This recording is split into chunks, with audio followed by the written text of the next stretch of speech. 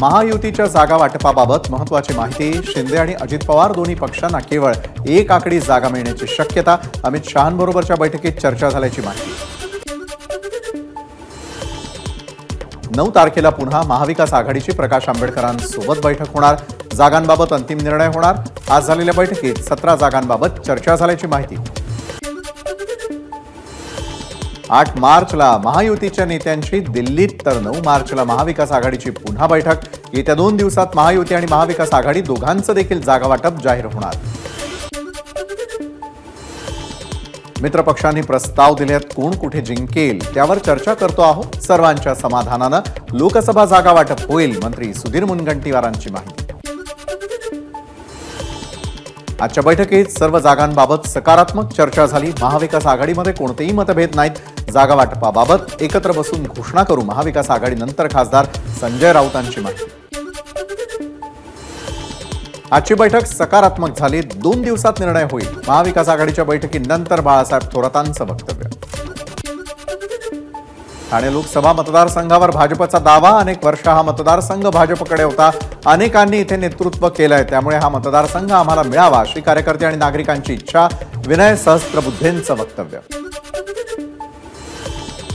शाहू महाराजांवर टीका करणाऱ्यांच्या बुद्धीची कीव येते। वैयक्तिक टीका करणाऱ्यांना जनता उत्तर देईल, सतेज पाटलांचं वक्तव्य। तर घर म्हणून संभाजीराजेंनी स्तुत्य निर्णय घेतला, सतेज पाटलांची भावना। जनतेनं ठरवलंय या टॅगलाईन खाली काँग्रेस आगामी निवडणूक लढवणार। सक्षम उमेदवार देणं आणि निवडून आणणं हेच आमचं धोरण, सतेज पाटलांचं वक्तव्य।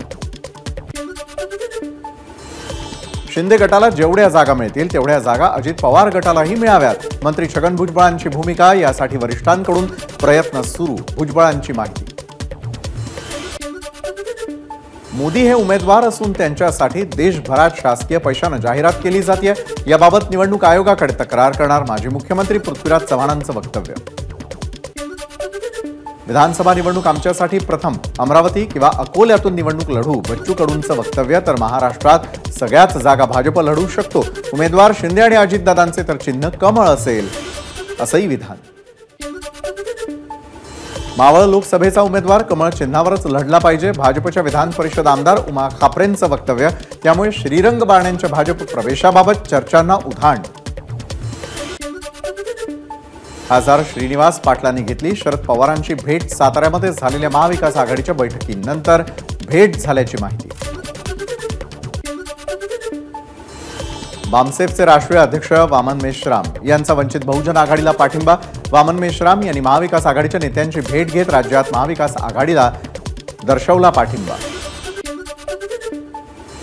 ठाणे कल्याण हा संयुक्त मतदारसंघ होता आणि त्यामुळे इथला उमेदवार भाजपचा असावा अशी हजारो कार्यकर्त्यांची इच्छा आहे। इथून निवडून येणारा उमेदवार हा पंतप्रधान मोदींचे हात बळकट करणारा असेल, विनय सहस्त्रबुद्धेंना विश्वास। मंत्री दादा भुसे बदनामी खटला प्रकरणी जिल्हा न्यायालयाचा खासदार संजय राऊत यांना दिलासा। या प्रकरणी पुढील सुनावणी 30 मार्चला होणार। मनसेच्या 18व्या वर्धापन दिनानिमित्त राज ठाकरे उद्यापासून 3 दिवसांच्या नाशिक दौऱ्यावर। राज ठाकरे भावी मुख्यमंत्री अशा आशयाचे नाशिकमध्ये बॅनर्स। अमरावतीच्या खासदार नवनीत राणा यांना व्हॉट्सअॅपद्वारे जीवे मारण्याची धमकी। पाकिस्तान आणि अफगाणिस्तानामधून धमकी आल्याची माहिती, पोलिसात गुन्हा दाखल। पाकिस्तानातून धमक्या येत असतील तर सरकारवर प्रश्नचिन्ह। खासदाराला धमकी येत असेल तर कायदा कुठे राहिला? नवनीत राणांना आलेल्या धमकी प्रकरणावरून आमदार बच्चू कडूंचा सवाल। काँग्रेस नेते राहुल गांधी नाशिकमध्ये करणार रोड शो। 14 मार्चला भारत जोडो न्याय यात्रा नाशिकमध्ये। राहुल गांधी काळाराम मंदिर, त्र्यंबकेश्वरचं दर्शन घेऊन रोड शो करणार। द्वारका, सारडा सर्कल, दूध बाजार, जुने नाशिक मधून रोड शो। आदित्य ठाकरे आणि रश्मी ठाकरे मोदींना भेटले याचा पीएमओनं खुलासा करावा, संजय राऊतांची मागणी। तर केसरकरांनी सावंतवाडीतून निवडून यावं, केसरकरांवर राऊतांचा हल्लाबोल। मोदी शहा महाराष्ट्रामध्ये येऊन मनोरंजन करतात, खासदार संजय राऊतांची मोदी शहांच्या महाराष्ट्र दौऱ्यावर टीका। अमित शहांच्या महाराष्ट्र दौऱ्यावर संजय राऊतांची टीका। 370 कलम हटवल्याचा फायदा भांडूपमध्ये राहून नाही तर काश्मीरमध्ये गेल्याशिवाय समजणार नाही, नितेश राणे यांची संजय राऊत यांच्यावर टीका। राष्ट्रवादी काँग्रेस पक्षाच्या बारामती लोकसभा मतदारसंघाची बैठक महायुतीच्या उमेदवार म्हणून सुनेत्रा पवार यांच्या नावाची देखील घोषणा करा. कार्यकर्त्यांची वरिष्ठांकडे मागणी. सुनेत्रा पवार यांच्या उमेदवारीसाठी बैठकीत झळकावले बॅनर्स. ज्येष्ठ गायिका आशाताई भोसलेंनी घेतली अमित शहांची भेट. बेस्ट ऑफ आशा या पुस्तकाचं अमित शहांच्या हस्ते प्रकाशन. आशिष शेलारांचीही उपस्थिती. अमित शहांच्या मुलाला क्रिकेट खेळता येत नाही, मग तरीही त्यांचा मुलगा क्रिकेट बोर्डावर कसा? अमित शहांच्या घराणेशाहीवरील आरोपांवर नाना पटोलेंचा शहांवर हल्लाबोल. मुंबईमध्ये युवक काँग्रेसचं एसबीआय बँकेविरोधात आंदोलन. सुप्रीम कोर्टानं सांगूनही इलेक्ट्रोल बॉन्डबाबतची नावं एसबीआयनं जाहीर केली नसल्याचं म्हणत कार्यकर्ते आक्रमक. कोकण किनारपट्टी विशेष नियोजन प्राधिकरण म्हणून सिडकोची नियुक्ती. नगरविकासाच्या अधिकारांना कात्री. पालघर, रायगड, सिंधुदुर्ग आणि रत्नागिरी जिल्ह्यांमधील 1635 गावांच्या नियोजनाचे संपूर्ण अधिकार सिडकोला. राज्य सरकारचा निर्णय.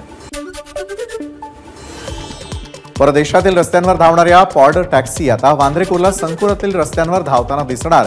एमएमआरडीएच्या बैठकीमध्ये प्रकल्पाला मंजुरी. अंधेरीमधील गोखले उड्डाण पुलाचे बांधकाम करताना उंची वाढल्यानं वाहतुकीला अडचण. त्यामुळे आता बर्फीवाला पूल 50 मीटरपर्यंत तोडून नव्यानं गोखले पुलाला जोडणार.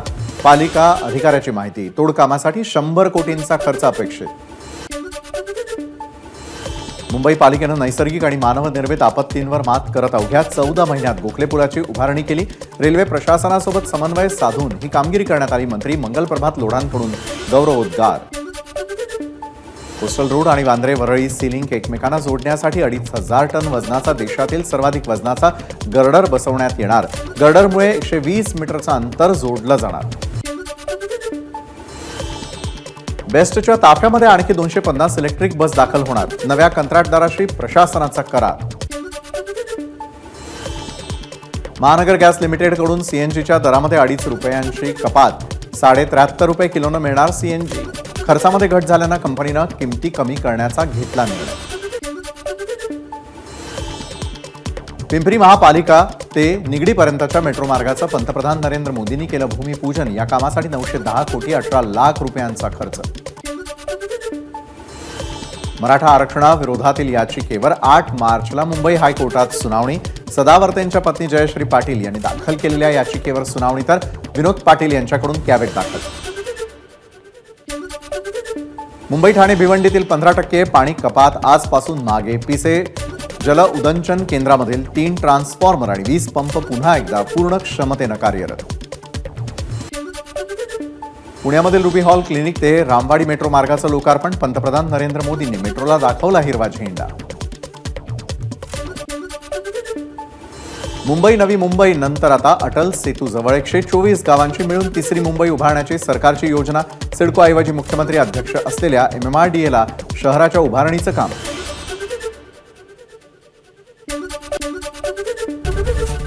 एबीपी माझा, उघडा डोळे बघा नीट.